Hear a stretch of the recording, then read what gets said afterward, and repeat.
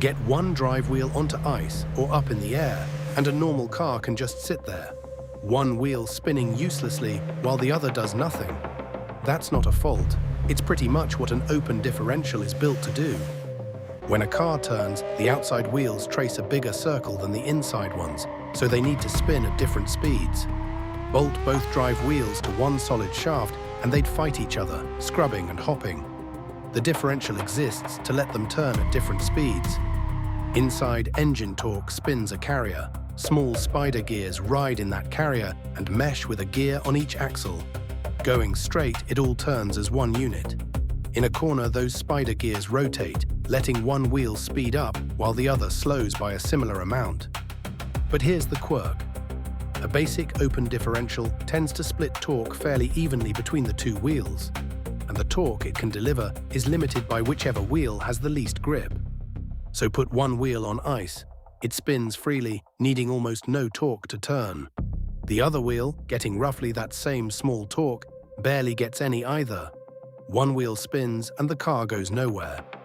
A limited slip differential helps with that. It adds friction or torque biasing gear geometry that makes it harder for one axle to run away with all the speed. When one wheel starts to spin away, that resistance can shift more torque toward the wheel that still has grip.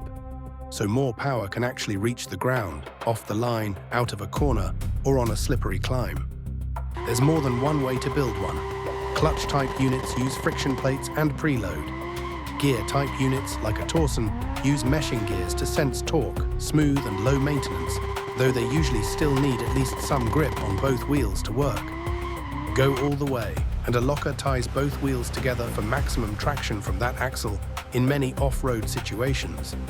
Brilliant in the dirt, but on dry pavement it tends to fight every turn because the wheels can't easily spin at different speeds again. So it's a balance. An open diff is cheap, smooth and fine for everyday driving. A limited slip adds traction and bite at some cost and wear, and many modern cars mimic a lot of it by simply braking the spinning wheel with traction control. So next time one wheel spins helplessly, it isn't broken. It's an open differential doing its job, allowing speed difference, while torque only goes as far as the weakest tire allows.